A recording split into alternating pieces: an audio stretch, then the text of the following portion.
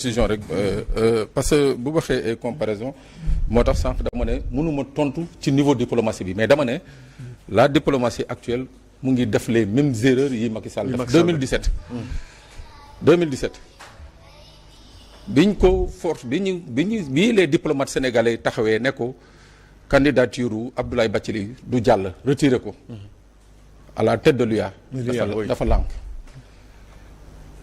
bu doon les nouvelles autorités ne font pas les mêmes erreurs kon bi ñu egsee fekk fii la candidature de Amadou Hott à la BAD li ñu waroon njëkk def mooy retirer la candidature parce que la logique moo doon xamoon nañu que la BAD était une présidence tournante et que occupant bi il était ouest africain et que aucun ouest africain ne pouvait le succéder donc moo tax ma ne dañuy def les mêmes erreurs foofu laa waxee mais je fais pas le bilan je dis que erreurs yi fi Macky Sall doon def ñoom moom nañu continuer def ci wàllu diplomatie te nag diplomatie c'est une science bi nga xam ne extrêmement sérieuse très complexe il faut que ngay nangu déggu ay diplomate c'est-à-dire c'est pas une affaire de mais Pape Sané am na sax ñu jël commentaire yu commenté d'ailleurs li premier ministre bindoon avant muy dem en Chine ci surtout bi muy tontu États-Unis dina ñëw ci relation Sénégal ak États-Unis ndax booba léegi yaakaar naa relation yi ngeen wax relation Sénégal ak le Moyen-Orient les pays du Golfe ak Europe sax war nañoo ñëw ci relation ak Sénégal ak l'Afrique aussi l'Afrique mais am na ñu jàpp ne peut-être li premier ministre bindoon c'est pas diplomatique taxi yooyu dafay dëgër dafay diis ba nga xamante ni te aussi dafay contradictoire ak li ñuy def surtout ci diggante AES ak CEDEAO buggoo kenn merci ñi mais bu dee ci yeneen ñeneen la ku mer tant pis. Moi je refuse de tomber dans un piège gis nga question boobu bi ñu ma ko laajee dama ne leen mais yéen c'est le premier ministre Ousmane Sonko moo tontu Donald Trump ou bien c'est Ousmane Sonko président de PASTEF moo tontu Donald Trump. En tout cas sur sa page voilà foofu laa bëgg a ñëw. c'est-à-dire moo tax ma ne bu ñu dugg ci benn débat bi nga xam ne c'est inutile. Ousmane Sonko président de PASTEF am na droit jël bi gëg fëyam tontu Donald Trump bind Donald Trump ne ko yow lii ak lii d'accord ma ceeg yow parce que nag jàpp naa nag su doon c'est le premier ministre moo doon tontu je crois que c'est l'ambassadeur du Sénégal. L'ambassadeur, le ministre des Affaires étrangères mooy servir une note verbale à l'ambassadeur des États-Unis au Sénégal doyen du noonu la. waaw logiquement. waaw administrativement. C'est le ministre des Affaires étrangères mooy woo ambassadeur États-Unis ñëw ne ko voici une note verbale de protestation d'accord ñu ci lii ak lii ak lii moo tax débat boobu bi ñu ko waxee quand les gens war na laal na non mën na leen non. donc li mu bind mën naa bañ a engagé. ça n'impacte pas amul benn impact. C'est Ousmane Sonko moo bind Donald Trump ne ko li nga def daa ak. Même si c'est pas Donald Trump qui l'a fait. Mais mu ngoog. moo tax ma ne débat boobu du ma ci dugg quand les gens m'ont posé la question ma ne leen non moi je vais être beaucoup plus sérieux que ça. jàpp naa ni que tey su dee c'était l'État du Sénégal moo doon protester voici les voies yi nga xam ne moom la ñuy utiliser mais bi mu fi amee temps Ablaye Wade ci élection yi dañu convoqué l'ambassadrice des États-Unis mu ñëw togg ak Ablaye Wade mu ne ko boo ko dafa tey nga génn sama dëkk. waaw c'est ça qu'on appelle une protestation officielle. doyen du noonu su ma jumee nga ne ma juum na voilà mu ngo donc moo tax man côté boobu dama ne non y a pas de quoi du ma ci dóor sama doom quoi parce que man dinaa toog bind benn truc post Facebook wax ci li ma ci wax adressé wu à Emmanuel Macron je suis même pas sûr que dina ko lire mais voilà je dis ce que je pense mais ça n'engage pas autant Walfadjri man la engagé. D'accord. Mais yu mel noonu est-ce que mënut a xajamal aussi relation diplomatique entre non aucunement non aucunement moo tax doyen daf ko wax la diplomatie c'est une question extrêmement sérieuse et extrêmement complexe et discrète. gis nga diplomatie lijjanti na ci réew mi ay mbir yi nga xam ne peut-être qu'un jour il y aura des diplomates qui écriront leur mémoire ñu xam lan la Sénégal lijjanti maanaam ci wàllu situation fii ci Afrique ak monde bi ba nga xam ne éviter na ay guerre ba nga xam ne éviter na ay situations yi nga xam ne qui pouvaient être calamiteuses désastreuses am na bu ci gën a récent bi nga xam ne c'est à mettre à l'actif du président Abdoulaye Wade les accords pré-Marcoussis mooy la crise en Côte d'Ivoire bi muy dépêché ñi dem jëli ji ñoom Guillaume Soro dam si yàlla Didier Badji le gendarme disparu là. ñooñu la yónni woon. du GIGN ñoo demoon defi mission bi indi leen du fii nañ ñëw Sénégal.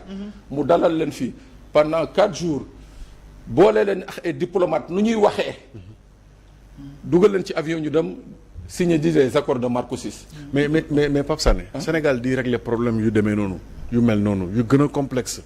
mais lu tax ba léegi bi ñuy falee Diomaye médiateur ci diggante AES ak CEDEAO ba léegi mu am problème pour régler ko. pour dire vrai lan mooy problème. pour dire vrai. bindoon naa ko sama page Facebook. nee naa c'est un cadeau empoisonné au Sénégal et au président de la République. parce que AES lan moo jur AES c'était les conséquences ajustement wu CEDEAO ak UEMOA. ñoom ñoo toog CEDEAO taxaw. embargo ñële. ne dëkk yii. dañu coup d'état dañ leen di embargo même à la limite sax dañuy def une intervention militaire foofu pour restituer le pouvoir pour delloo le pouvoir institutionnel. mais chef d'état yooyu ko doon def CEDEAO ñoom ñëpp ñu ngi woon ci coup d'état institutionnel ñenn ñi doon préparer coup d'état institutionnel donc loolu mooy conséquence première. la naissance de l'AES. waaw ñi ko def ñoom ñi ngi taxaw fii nekk au sein de la CEDEAO. président Umaru Embalo bu Guinée-Bissau taxaw ne nañu mettre en place la force d'intervention de la force de positionnement. moom lu Guinée-Bissau ñàkk budget moom dana ko financer. Mohamed Bouhari Alassane Ouattara ne il met 1000 hommes. ainsi de suite ñooñu ñëpp taxaw daal di décider président Macky Sall commencé dajale ay soldats mobiliser ay soldats fële ca Thiès pour envoyer loolu mooy loolu nag conséquence am moo jur AES. c'est la création de l'AES. voilà waaw léegi bu ñu ñëwee ñi nga xam ne ñoo nekkoon à la base de ça ñu am président bu bees bu falu dans des conditions extrêmement difficiles falu ci conditions yi nga xam ne kenn ci ñoom bokkoon ci ñoom. moo doon bu na xatal président boobu tëj ko ci kaso bi moo doon xeex waa AES président bu bees boobu ñëw ñu ne ko yow kaay nga dem fexe jubóo la ñu mais c'était un piège. ok donc c'était impossible. non c'était impossible. d'ailleurs loolu bokk na ci li gën a indi climat de méfiance entre les gens de l'AES et le Sénégal parce que jàpp nañu discours bi Sénégal doon wax ci kujje gi. à l'occurrence le premier ministre Ousmane Sonko. jàppoon nañ ni que bu ñëwee. ñoom ñoo war a accepter de servir de missi de munici ak waa CEDEAO loolu dafa jur climat de méfiance mais c'est un climat de méfiance qui est en train di dañ nànk quoi. parce que de plus en plus ñu ngi ñeme nànk Sénégal. maintenant la visite du premier ministre oui non c'est-à-dire le plus difficile. c'est le Mali xam nga sax Burkina. waaw sori na. Niger sori na. mais Mali gii dend ak ñun. mais ñun Mali. bokk ak ñun lépp. on a une obligation. jubboog Mali. on a une obligation de partage de renseignements avec le Mali. on a une obligation de partage de mission militaire avec le Mali. bokkul ak Burkina bi nekk fële ak non ñun Mali c'est immédiat. dañ ko war a régler mu ngoog dañ ko war a régler quoi. mais dès l'instant que il y a un sentiment bon. soo xoolee les nouvelles autorités maliennes. les autorités maliennes ngay échanger ak ñoom bon ils te disent voilà bon booy excuse-moi c'est le président c'est le premier ministre mais c'est les termes qu'ils utilisent. bon les petits bon avant on croyait mais là ils changent c'est-à-dire que ñoom ils voient maintenant que discours bi ñu doon tenir ils sont en train de passer à l'acte dans ce discours-là c'est rassurant pour le Sénégal c'est rassurant pour le Mali xoolal fan yi ils ont commencé des patrouilles mixtes le long de la frontière sénégalo-malienne mosuñu ko am si Macky Sall on l'a c'est un acquis on peut avoir plus waaw on peut avoir plus peut-être ci wàllu partage de renseignements c'est surtout ça le plus important surtout ak situation bi nga xam ne moo am dans la sous-région bu ñu demee ba tollu ci niveau boobu nga xam ne maliens yi bu ñuy yéegee ni que am na luy préparer wu Mali di ñëw Sénégal ñu woo Sénégal ne leen y a ça et ça c'est à partir de ce moment-là les fondamentaux de ce qu'on appelait la fédération du Soudan. kon dana dellu si waat. voilà entre le Mali et le Sénégal. loolu surtout foofu nag loolu dina yombam. non même si la fédération ne revient pas mais substance bi dana fi nekk quoi c'est-à-dire wóolonte bi d'accord ñun ku ñu bëgg a sonal rek ci Mali ngay jaar ñun ku ñu bëgg a sonal ci Mali parce que maliens yi benn moment loolu la ñoon wax ku ñu bëgg a sonal Sénégal lay jaar waaw d'accord ñu quitté excellence sous région bi dem États-Unis Amérique ak Sénégal gis nañu Amérique refusé ay visa Sénégal loolu fan yi rek juróon na fii débat mais